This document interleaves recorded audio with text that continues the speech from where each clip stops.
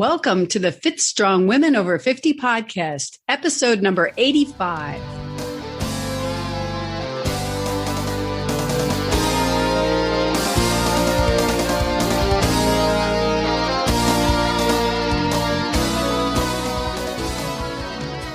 Welcome. I'm Chris. Thank you for joining us.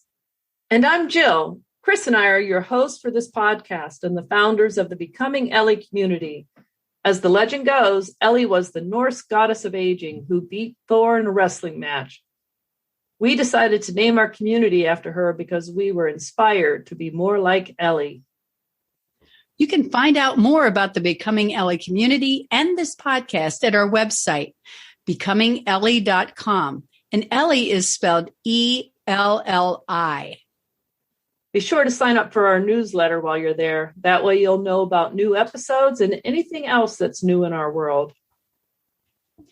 Hey, Jill, I wanted to call out a listener, Amy Fitzwilliam, who responded on our website about the last podcast. Oh, okay. Yeah, it was the podcast that was 10 tips for healthy eating motivation. And Amy says, enjoyed the tips.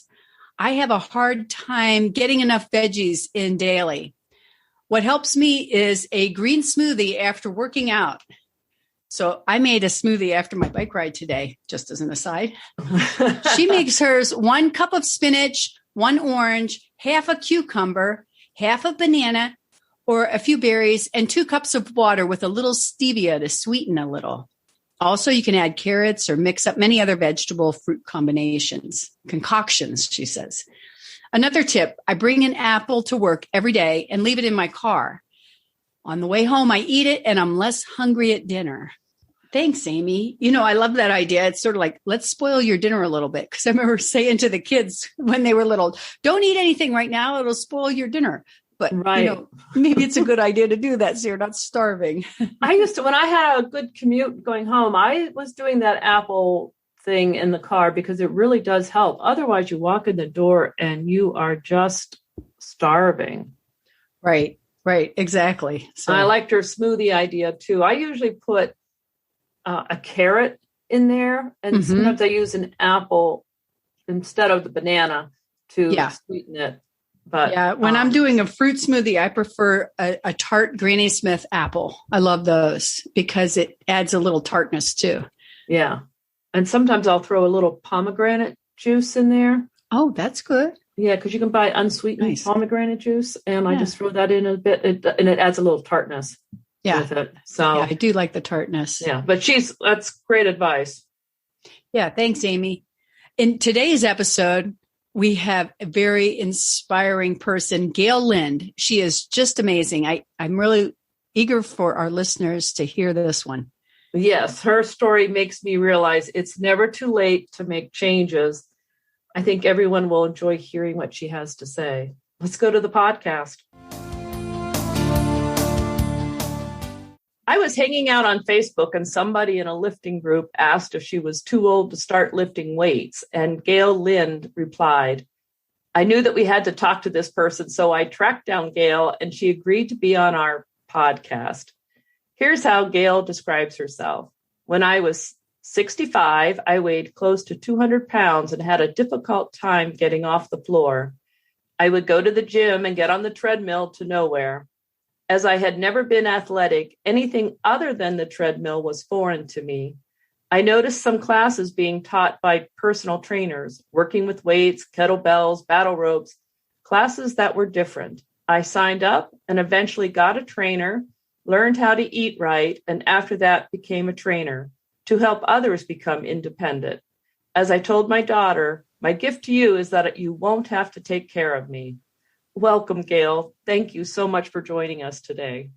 Well, thank you for this. I think this is delightful. Thank you so much. Yes, thanks so much for being here. And I'm really looking forward to talking with you. I'm thinking, why don't we start at the beginning? You said that you weren't always an athlete, but maybe you can describe a little bit about the beginning of your journey. Certainly. Yeah, this is, I graduated from high school in 1966. So we didn't have things like weight rooms. The girls were supposed to either be cheerleaders, none of that. So I just would grab a book and read it in my room. I was always slender, but I was never athletic, and I never had an athletic body.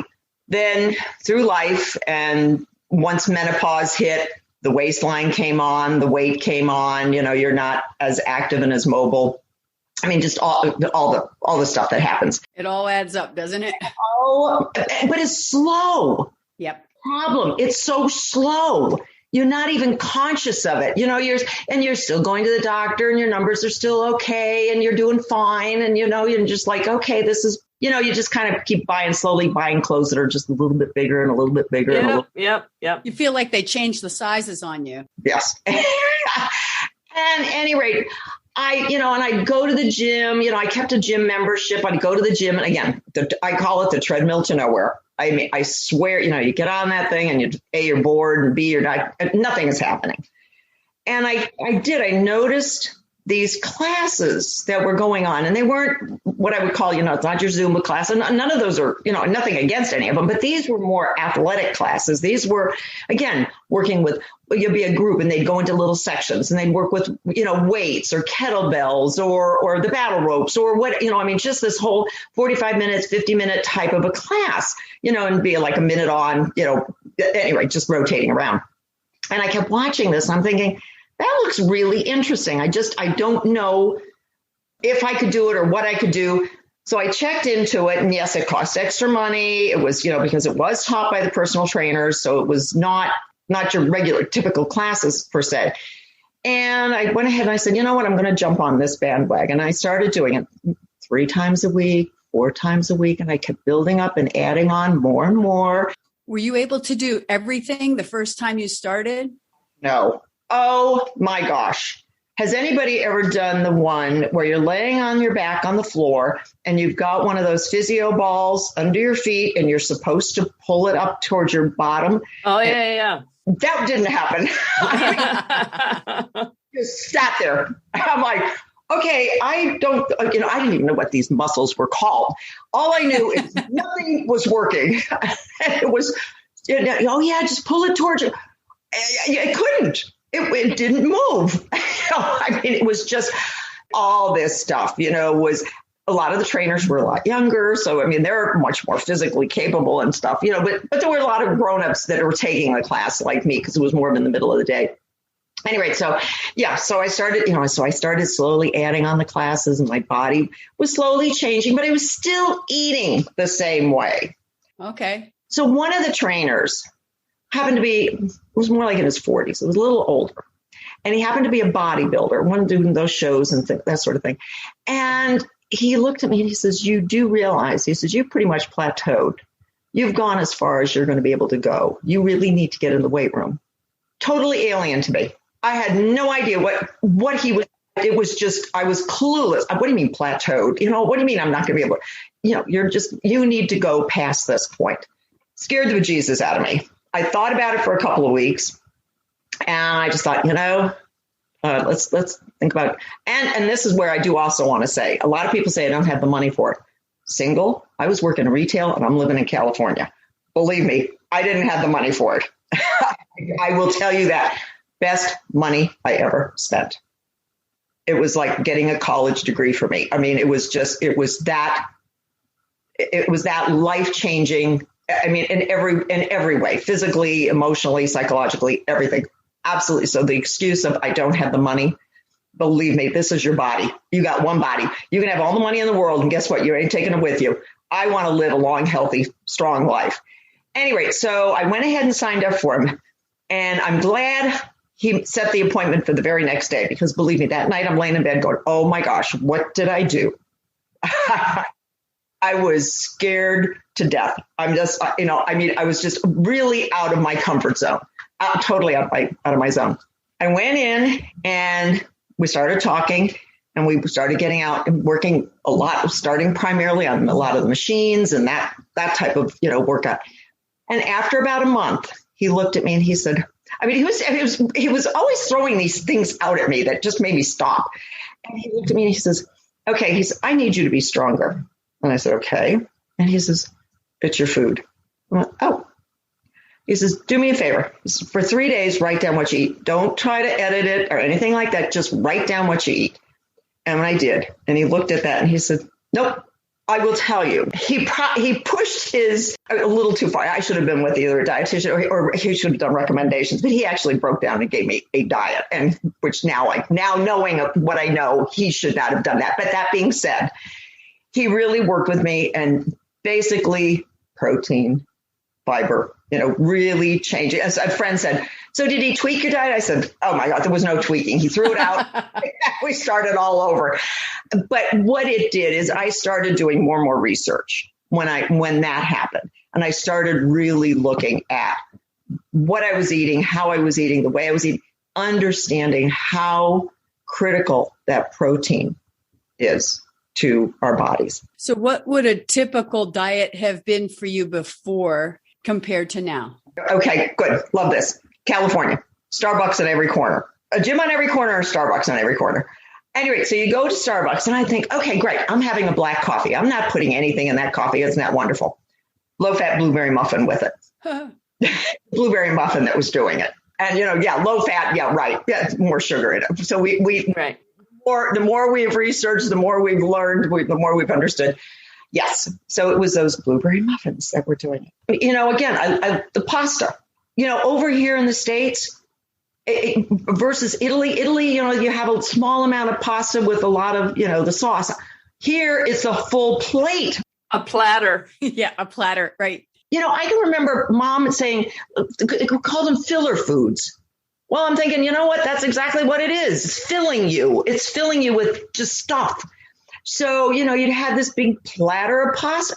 Never really dawning on me. And of course, I got caught up in that stuff back in the 80s when it was, it's the fats that are getting you. You're supposed to be, it's not the sugar, right? Right. Susan Powder. I remember her. Was it Powder or Power? I forget. But it was fat made you fat and the sugar wasn't even counting, which is those low fat cookies. Yeah, you'd sit and eat a whole box of them and they were fine because they were low fat. And the information we know now is so, thank gosh, we're getting that information out. So yeah, that would be how I would eat. I wasn't aware of it. A lot of this nutritional stuff, I know it's been out there. Remember the food pyramid? Yeah. The base of the food pyramid was the carbs. Yeah. Pasta, grains, bread. Yeah. That was your base. And now, you flip it upside down. And again, our parents grew up during the Depression. They grew up during the war. I totally understand, and the science, coming in more and more into its own. Anyway, so learning how to change my body through food and learning how to change my body through the exercise. And I don't even know why or what happened or what clicked in me, but I thought, you know what, if I can do this, maybe I can help somebody else do this. It was so rewarding. And, from an ego standpoint, putting on clothes and I'm going, oh, that really looks cute. Yes. Like how that looks on me. So you worked out with the trainer. He said, I need you to get stronger. And then he changed your diet. And then I did. I just kept getting stronger and I kept getting better and better and better at what I was doing. And I worked with him for, I'm trying to remember how long, maybe 6 months a year. I don't even recall. It's just a blur now. I moved from California, I was in the Sacramento area, to Alabama. It was 2016, summer of 2016. And before I left, I started taking my grandson, who was 12 at the time, to the gym. And I take him to the gym. And I was trying to teach him some of the stuff. So I was teaching him how to use, lighter weights, because I wasn't ready. 8 pounds in each arm, doing, shoulder presses and that kind of stuff. And I had some boxing gloves and I would take him and teach him how to box. In fact, I had taken some boxing classes when I was out in Sacramento. Oh my gosh, you want to work out? Oh, take a boxing class. I'm telling you, if you work it out at all for the next week, I'd be impressed because it was, my body was wiped out for a whole week. And then I'd go back and do another one. So, I was experimenting with all these different things. So it was a lot of fun. So anyway, I was teaching him how to box. The fun thing was, though, in the back of this gym, they had those huge, massive tires. Oh, yeah. Each grab a tire and we flipped tires. So I was like, I was a 68, 69-year-old grandmother teaching this 12-year-old boy how to flip tires. I'm like, dang, got it. That feels good. Yeah, I'll bet. Sure does. That's great. stuff like that. And so that was good. So then when I moved out here and I started working at one of the gyms, I kept thinking, I knew I wanted to be a personal trainer because that talked to me more than doing classes. It just talked to me. And I thought, I'm going to try. And I went to one of the gyms and they kept saying, well, what we really need are, actually before that, I had gone in, I thought, well, you know what, maybe to break into the industry, silver sneakers. All right. And so I went ahead and I took a silver sneakers class so I could learn how to teach the silver sneakers classes. And that was great. So I went to this one particular gym and signed up to do that. Well, they didn't need any silver sneakers instructors, but what they needed were water aerobic instructors. And I'm telling you, if anybody's interested in these worlds, the two that are needed the most are water aerobics and cycle. Those two are so desperately needed. Everybody I talk to says, do you do cycle? Do you do water aerobics? I mean, I'd never done water aerobics before in my life. Never done it. I thought, okay, why not? I'll just do it. And I did it. I did it for a handful, probably about 6 months or so. A lot of people have, through their insurance, have the ability to join all the different gyms, the silver sneakers, the gym membership. So I could join as many gyms as I want. So I just kind of ran around town, just signing up for different gyms. And I wound up going over to this Anytime Fitness over in Hampton Cove, which is in Huntsville. And I went ahead and signed up and I started talking to the owner, who's manager owner, which by the way, anytime you can find a gym that has the owner as your manager, you've got an amazing gym. I mean, there's something about that level of connectedness because Diane Snell has that with her relationship with all the people that work there and with all the people that go there. I mean, it's just versus the absentee owner. So we started talking and I told her my situation. She said, I would love to have you come on board and be the face of the seniors. Well, I'm liking this. Absolutely. I'm liking this. Well, they were in the process of building a new building. And so it was going to be anyway. So it was a number of months later and she wound up getting back in touch with me. And I went in and I did. And I went ahead and I left the water aerobics, went over to this.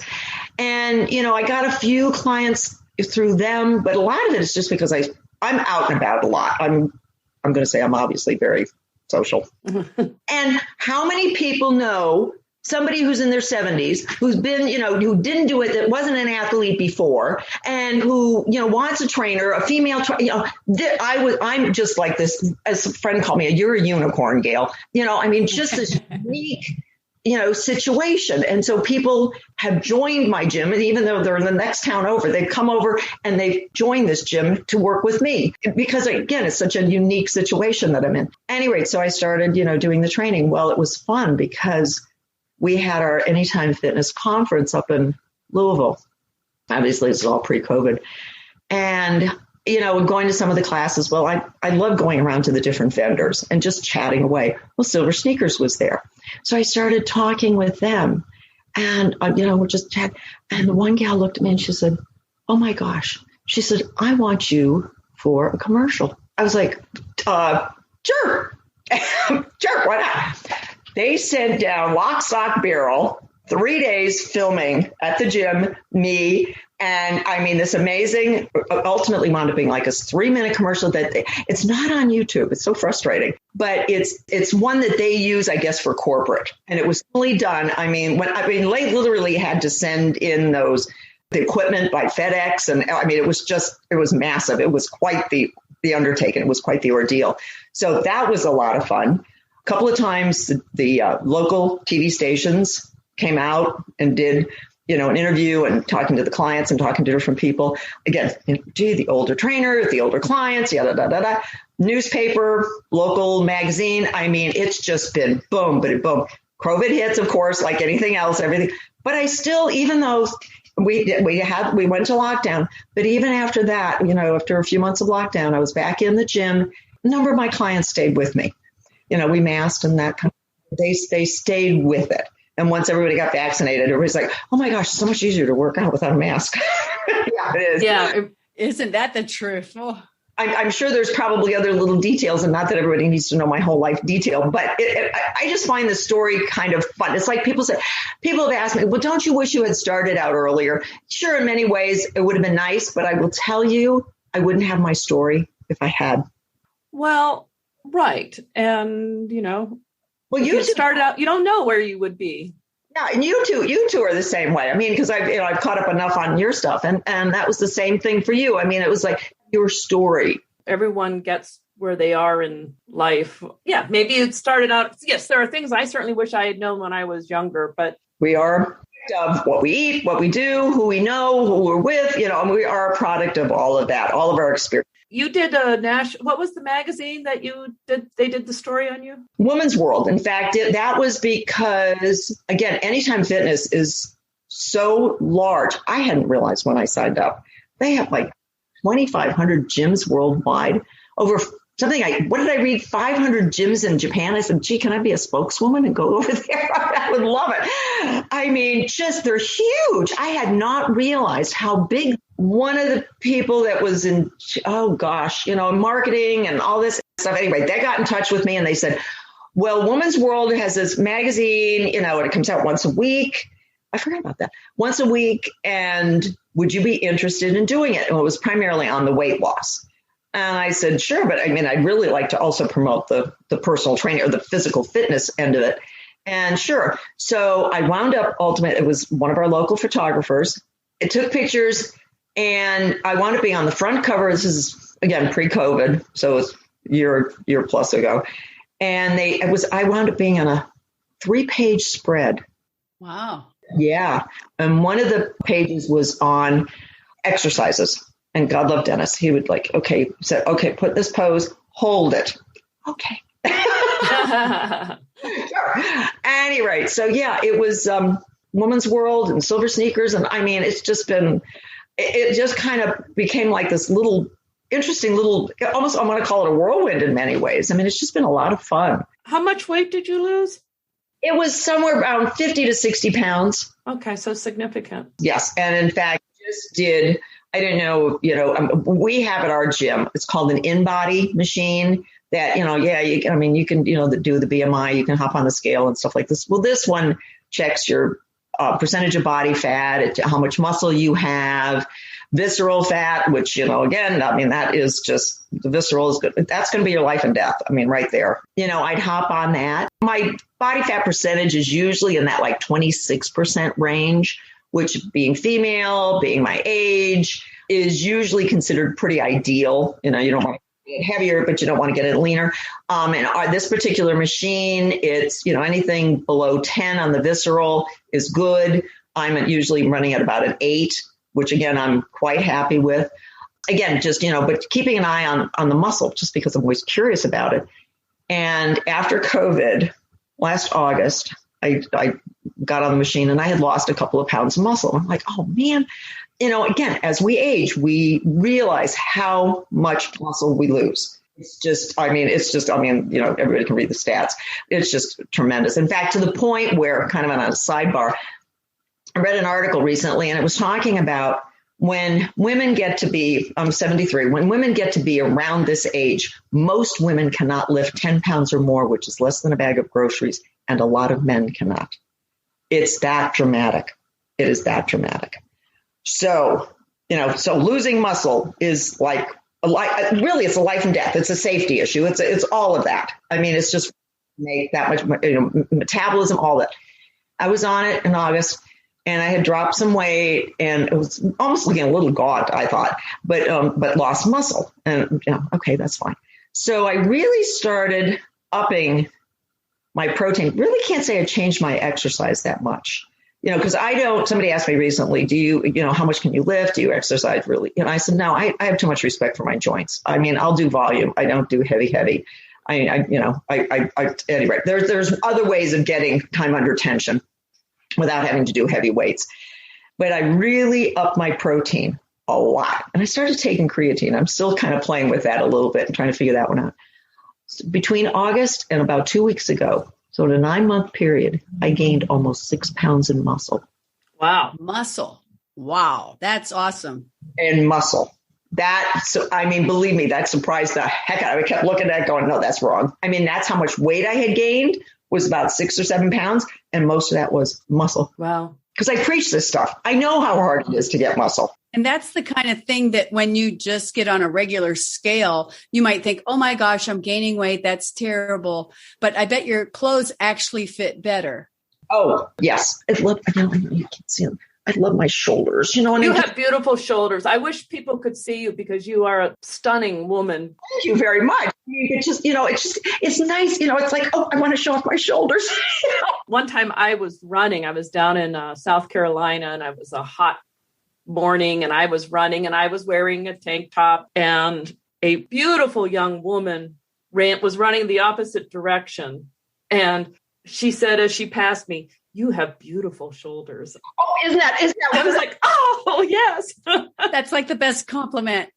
Absolutely. Absolutely. You're just like, because, it's not, you've got pretty eyes, you've got, whatever. Well, you inherited those. Yeah, I worked for these. Right. I earned these. Well, somebody in my water aerobics class actually said to me, "Oh, well, you're just naturally slender. You've just naturally got that little waistline." No, that does not. No. So, Gail, tell us exactly what your workout is. Like, what's your week look like? Well, I'm at the gym fairly frequently because I'm training clients. And sometimes what I'll do is in between a client, I do not do the classic cardio. It's rare to see me on any of those machines.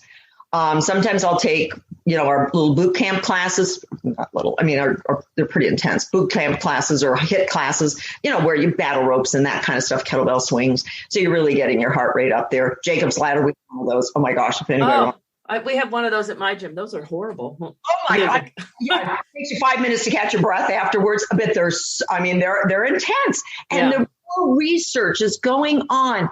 Brain health with weight training and with this HIIT type of, not your steady state. It's this type of stuff. It's the stuff that's really getting that heart pumping, the lungs moving, all of that stuff. In fact, a number of years ago, it was after I moved here, I wound up going to the doctor and they had me do the treadmill test. And they came back in and they said, "Oh, you're obviously a runner." And I was like, I had to be running around 70.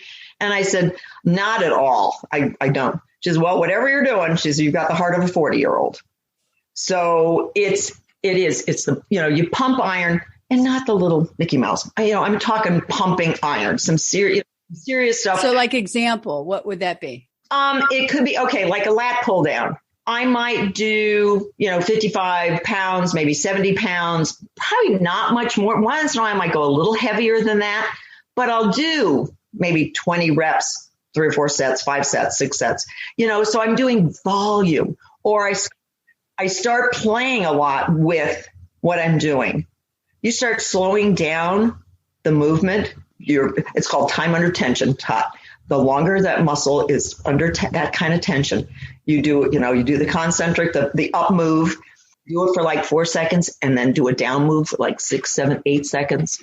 Oh my gosh. You can't do very many. You're burning. Everything is just getting wiped out to the point where, and I am very respectful of this, I take naps. My body gets exhausted from this stuff. And so I'll come home, grab a bite to eat and take a nap. But yeah, I do a lot of that. And that's how I train my clients. We do a lot of that, or they call them 1.5 reps, where you say, again, a lat pull down, you pull it down, a full range of motion, and then you do a half rep, and then full range and a half rep. And it's just putting so much tension on that muscle, and those muscles start growing and building. And it just feels so good. I don't know about anybody else, but I love working my back. It feels like I'm getting a massage. So energized. It just feels so good. But anyway, the one other thing, when I was weighing about that 200 pounds, one of the several triggers. One was my grandson was young, and it was hard to move around with him and play with him on the floor and that kind of stuff. The other one was going for my physical. I'm still at the point where I'm annual physicals. I didn't need to go in, but my numbers were starting to go up.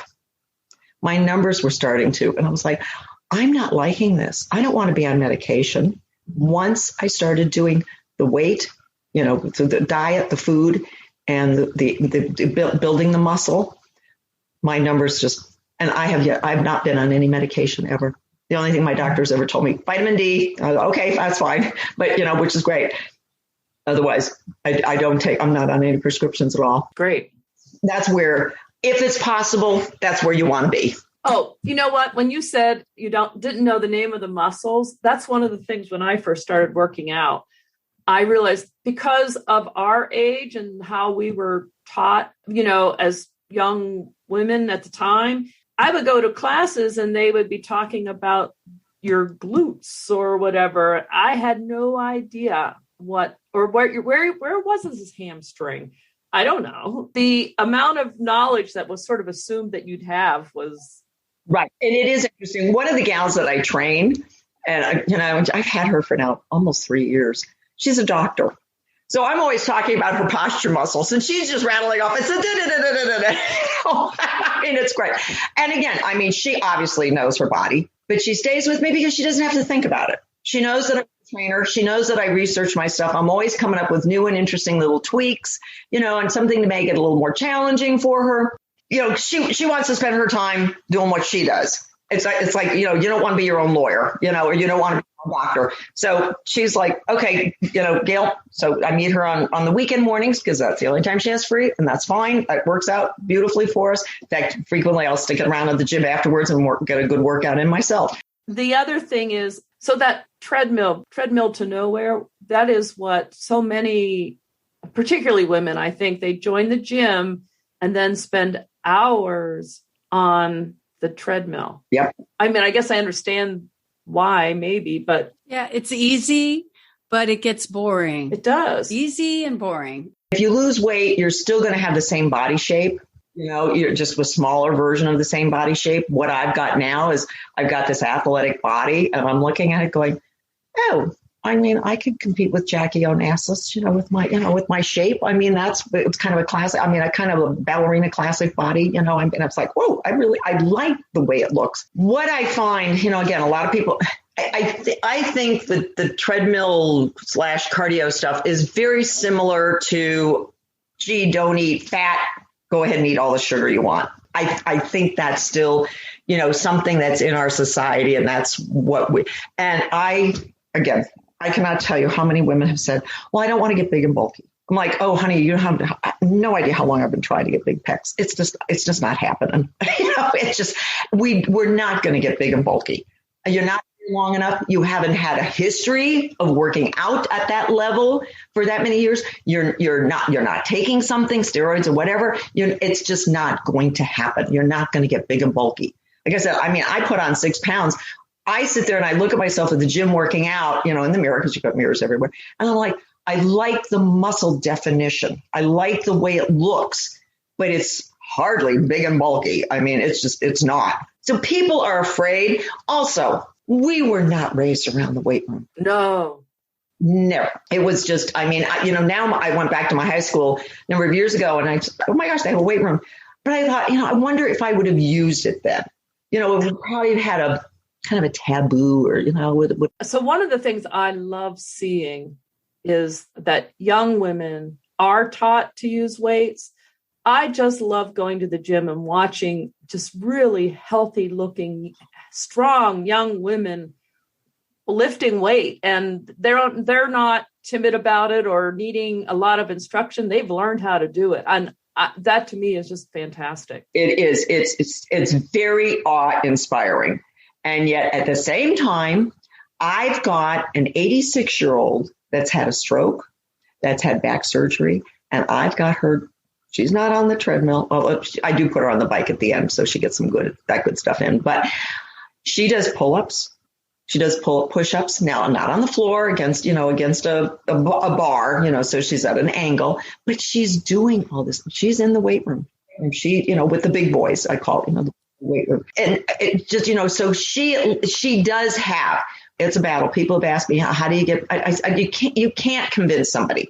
They have to do their own mind search or whatever. Coming in that door the very first time is probably one of the most difficult things you can do. Second most difficult thing is signing up for a trainer. That's why I try to get them in the very next day, because otherwise they're going to just wind up backing out. Yeah, I would say do it in the reverse order. Sign up for the trainer. They'll help you get in the weight room. Because, you can go in the weight room and then you don't know what you're doing. Whereas if you go in with a trainer, They'll show you and you'll have the confidence then.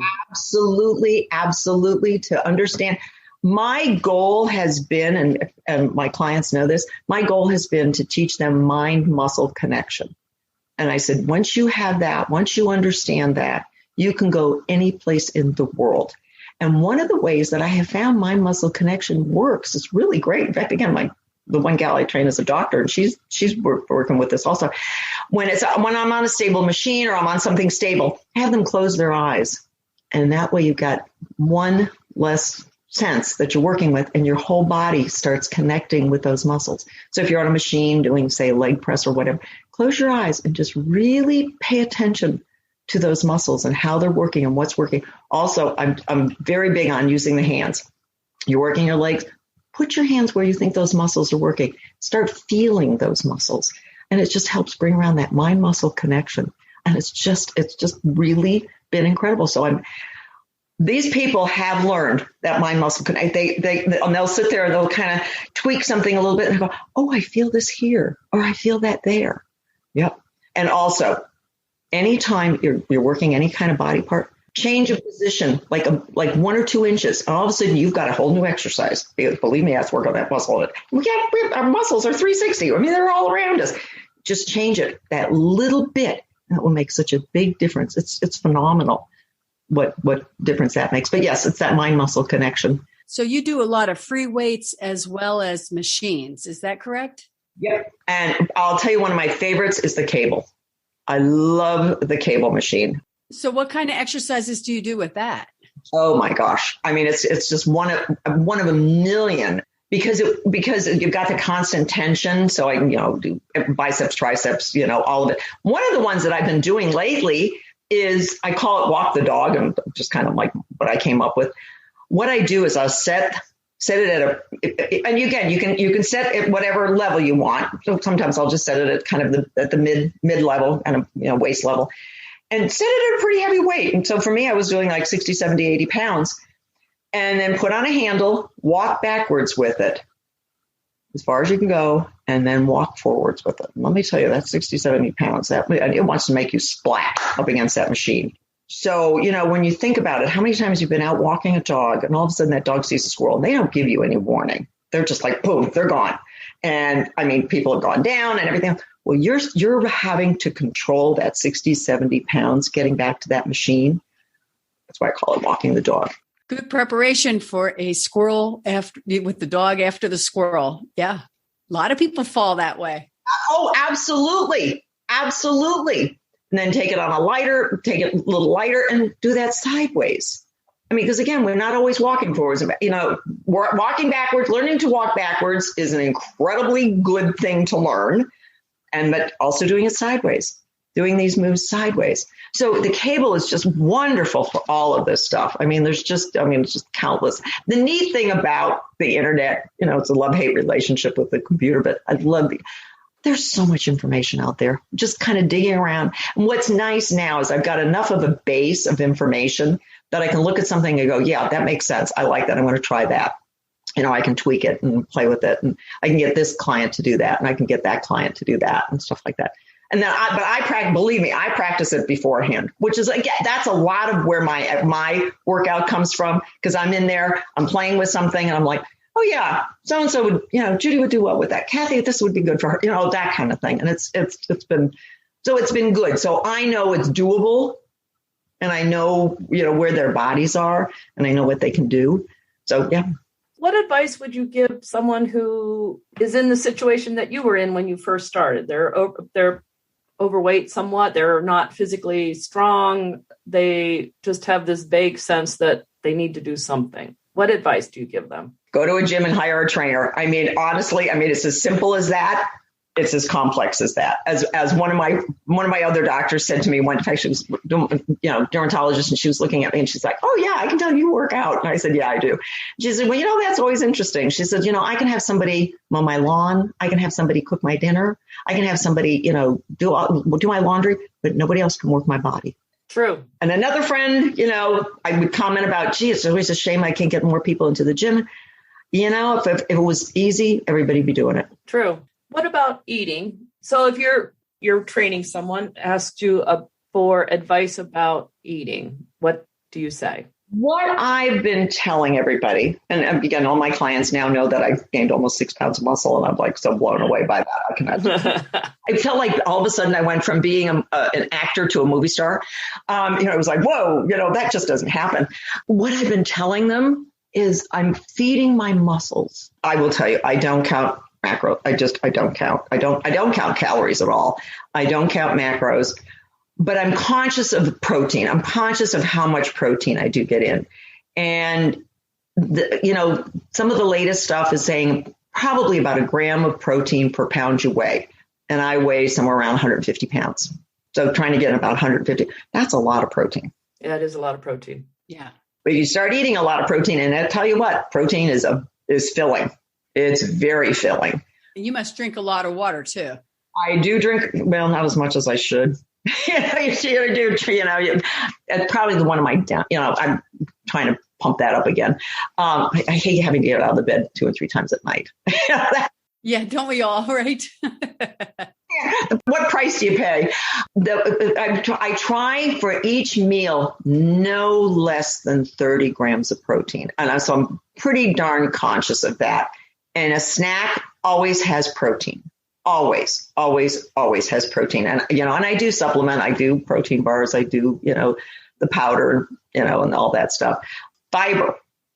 I read an article recently, and they were saying something like only 5% of our nation eats the appropriate amount of fiber every day. I mean, we're terrible. Processed foods really doesn't have much fiber, does it? No, it's horrible. It's so bad. It's, again, you're not feeding your body. You're feeding your muscle or feeding whatever, we eat emotionally. And I totally get that. Believe me. I mean, I can get bored and but it's what I keep in the house. Right. So, I'll grab nuts or I'll grab cheese. I don't care what it is. A cracker has not passed my lips, and I couldn't tell you how long. I don't need any of those kind of carbs because I don't need them, because they are going to go right to my belly. Right. That's exactly what the pot and any of that kind of stuff. Just, I can't. I'm not telling anybody else that's what they should or couldn't do. I'm just knowing what happens when I do. Again, this has taken me how many years to reach this point. It's not something you can do overnight. It's like taking each thing one at a time, step at a time, a month at a time, tweaking things here, tweaking things there, saying, okay, this really works. And once you kind of it almost becomes like a habit. And I just know, we have a Costco, so I pick up tons of my protein at Costco. I'll pick up the smoked salmon, I'll pick up the chicken, I'll pick up, I can just get all this wonderful protein at Costco for me, it's just great. And, and I keep it, in the refrigerator and the freezer. So I've always got protein available for me. So I do that. And then, and you start looking at things like cocoa powder. That was TJ Maxx of all places. I noticed some cocoa powder. And you start looking at that, and it's like 5 grams of protein per whatever serving it was. I'm like, I just don't think of cocoa powder. Just start throwing it into coffee or something, and you're getting extra protein.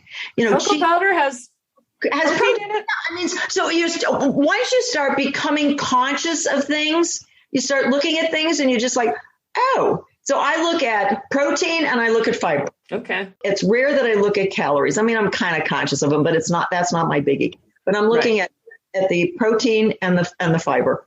And both of those in every single meal and every single snack. All right. And obviously if you vary where that protein's coming from. Yep. Variety and yes. And then also with the fruits and the vegetables. Yeah. One thing I love to ask our guests is about their go-to meal. Uh-huh. Like, do you have something that you like to prepare when, it's been a really busy day and you need to create a really quick meal? What's your go-to meal? Well, I don't know that I have one.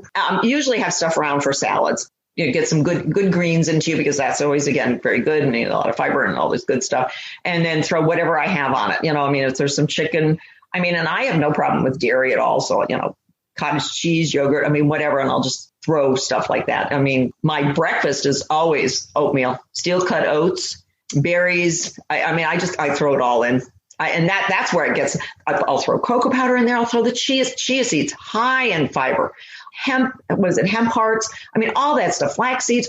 What did I just catch? An article recently was talking about flax seeds, and somebody was saying that they found that instead of taking medication for their blood pressure, they started taking some it has to be ground flaxseed, and it dropped their blood pressure. And none of this surprises me. None of this surprises me. I mean, but it's just being conscious of it, researching it and, finding out, does it work for you?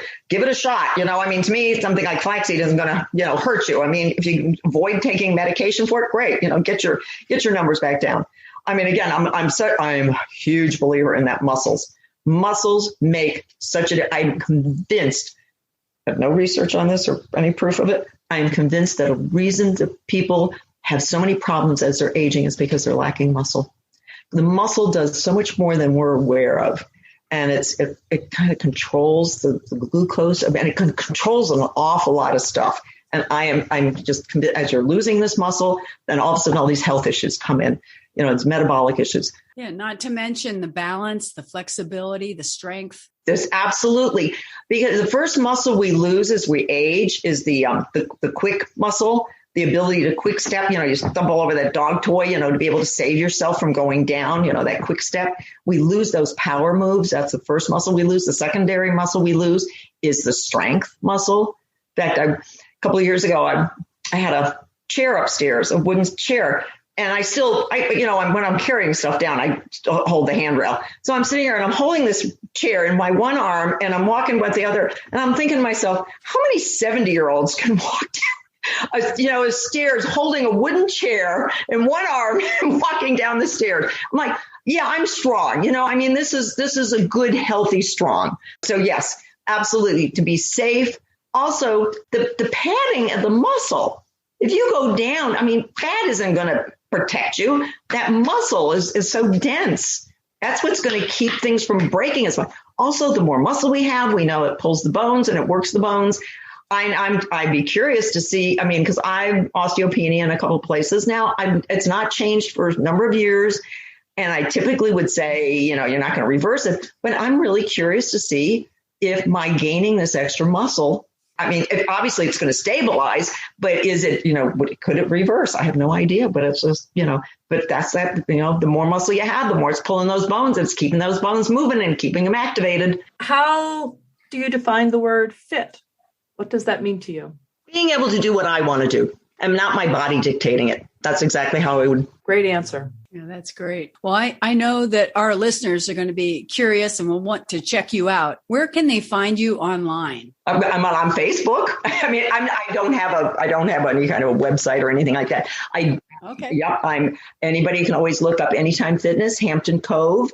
That's in Huntsville, Alabama. And that's where my gym is. And somebody can always call there and if there's a query. That's great. Thank you so much. We really have enjoyed speaking with you. You've got some great tips for our listeners. Oh, thank you. This has been delightful. Thank you so much. It's been great. Thank you. It's very inspiring. I think this will really help our listeners. I hope so. If one person can overcome his or her, barriers, and these emotions, it's frightening. It's intimidating. It's new. It's something, I don't want to disappoint myself. I don't want to disappoint my daughter. I don't want to disappoint, my gosh, all of a sudden I have this amazing body. Is my husband going to be threatened or intimidated or frightened by who I've become? There's all kinds of psychological issues going on with all of this stuff. What is it that you want? What can you overcome? I have no idea. I'm single now, and I have no idea if I was still married, would I be the person I am today? I have no idea, because that's, because that can be pretty unsettling in a relationship. And I totally get it. Yeah. There's all kinds of things to, just being aware, just knowing, just being aware, but surrounding yourself by positive, supportive people. That is such a key. Oh, you don't need to be around negative. Right. Yes. You just don't. Thank you so much for talking with us today. Thank you for inviting me on. This is just delightful. Thank you so much. It's been such a pleasure. Yeah, it's been wonderful. Thanks so much. And I think what you're doing is amazing. I'm so impressed. I love what you're doing. I think it's great. I think this is wonderful. Well, thank you. We're having fun doing it, and we learn a lot. Isn't that the key? You're having fun doing it. That's the best part ever. Yep. I love it. All right. Thanks. Thank you. Thank you. Bye-bye now. Wow. It's amazing, the changes that Gail was able to make starting in her 60s. It's really incredible. Yes, she lost a lot of weight, got in fantastic shape, and now she's helping others to do the same. I really feel like she's an inspiration. Oh, definitely. She is. And I want to encourage our listeners to go look at her photos in our show notes, because she really is just an incredible looking woman. You would not know that she is in her 70s. Well, she's very fit. And I liked what she had to say about, just get over it and go into that weight room and get to work. Yes. And that is challenging. I remember when first time I ever went into a weight room, I felt so awkward and ill at ease. And I really thought everyone would be looking at me and thinking, what's that woman doing here? As it turned out, really hardly anyone paid any attention to me at all. So it was perfectly fine. Yeah. And I know the other thing people are always saying, women talk about not wanting to get bulked up. Well, yeah, it will not bulk you up, because just the way the hormones work, it'll just make you stronger, which is what we need as we age, right? Well, right, it is. And I think really the only way a woman can get really bulky is excessive, maybe working out. I'm not even sure that will do it. I think you really end up having to you have to take steroids, You have to take steroids. You have to get injections if you really want to bulk up. And no one really wants to bulk up, probably, or very few of us. The idea of getting a lot more flexibility, good balance, strength, and just, overall health. I mean, it's really, she had a lot of good things to say. Yeah. One thing she said that I have never heard before was that the first, that we start to lose muscle, but that what we start to lose first is that quick step muscle that like when you stumble on something, what allows you to catch your balance. Well, I thought of that today. In fact, when I was bike riding, the fast twitch muscles, that's what they call it in spinning, the fast twitch muscles. Yeah. Yeah. Well, it makes sense. Stumbling on something and falling is something we start to do more, because in the past you'd sort of stumble on something and do that stagger and then catch your balance and not fall. But I did not, I had never heard that before. So that was very interesting to me. Yeah. And that is very motivational, because that falling just is a terrifying prospect. Yep. All the more reason why doing weightlifting, dancing, rollerblading, whatever. Yeah. Increase that balance. So yeah, keep your balance, keep your flexibility, get some strength going in there, because it doesn't take long to start to lose muscle. Well, we all start to lose muscle. So whatever you can do to either prevent losing any more, or in Gail's case, and gaining more muscle, that's incredible. So, I'd love to hear what our listeners think and what they're doing to be fit and strong. Let us know about what you're doing at our website or on any of our social media accounts. We'd love to hear from you. Definitely. You can also find us at becomingellie.com or Instagram, Twitter, Pinterest. Oh, and YouTube, of course. Yeah, let's not forget YouTube. I would like to remind everyone to follow us on Facebook and join our private Facebook group where we encourage and support each other. When you go to the website, don't forget to sign up for our email list so that you don't miss any of the articles or podcasts. You can sign up at becomingellie.com, and that way you always know what's going on. True, definitely. It was great talking with you today, Chris. I'm really looking forward to our next episode of the Fit Strong Women Over 50 podcast. I am too. See you next time. Bye-bye. Bye.